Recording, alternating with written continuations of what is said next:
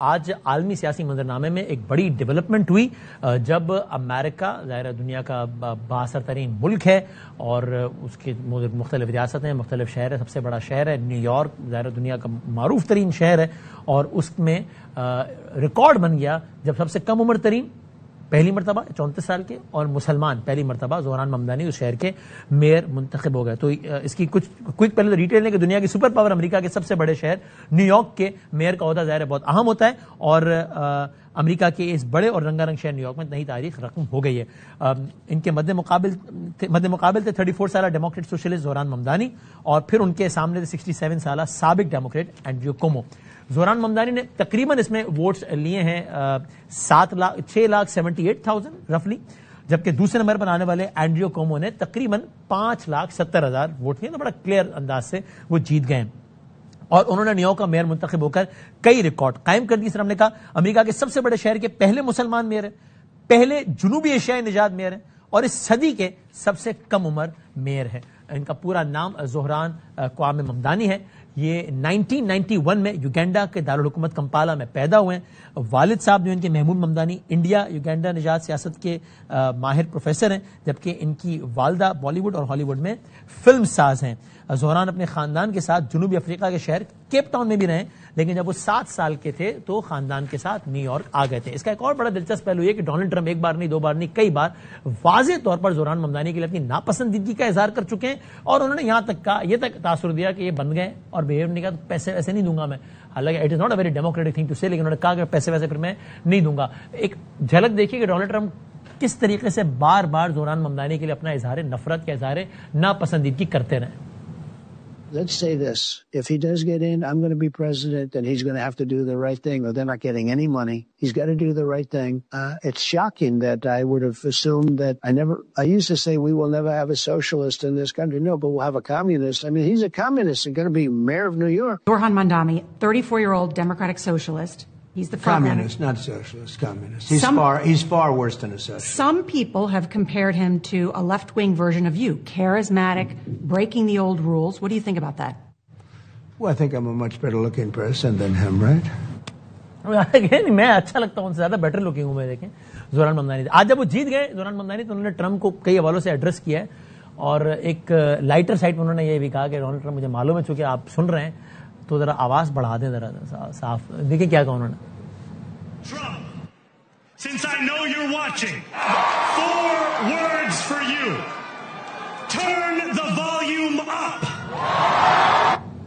Donald Trump اس سے پہلے آپ کو معلوم ہے کہ لندن کے جو مسلمان میئر ہیں صادق خان, ان کو بھی وہ بالکل پسند نہیں کرتے, اور ان کے خلاف بھی کئی بیانات دے چکے ہیں, اور صادق خان ان کو جواب بھی دے چکے ہیں بڑے سخت انداز میں.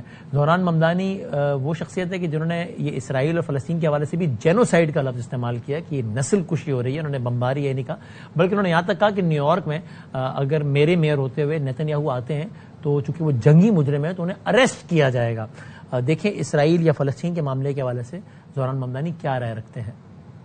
A city that believes in international law. This is a city whose values are ones that deserve to actually be reflected in our commitments.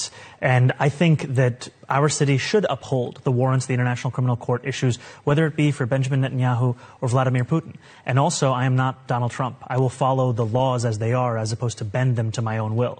So we will pursue every legal avenue to ensure that that accountability is present. And the reason for that is that the context we are speaking about, this is a man who has orchestrated a genocide that has killed one Palestinian child every hour for close to 2 years. This is someone whose conduct I hear about from New Yorkers across the 5 boroughs. And they come to me with a horror at what they have witnessed. And for some New Yorkers, a horror as to what they have lost. There was a Palestinian New Yorker who spoke to me about losing 85 members of her family who were all killed by the Israeli military in Gaza. It's unconscionable. And a mayor's responsibility is to the people of this city, but it's also an opportunity to show your values as the leader of this city. اور یہ نریندر مودی کے حوالے سے بھی واضح طور پہ اپنی رائے کا اظہار کر چکے ہیں, جو کہ کوئی مثبت رائے نہیں ہے. زہران ممدانی آپ ذرا دیکھیے کہ نریندر مودی کے حوالے سے ان سے سوال کیا گیا تھا تو انہوں نے کیا کہا تھا. He is holding a rally in Madison Square Garden. He wants to hold a joint press conference with you afterwards, reaffirming the strong bond between India and New York.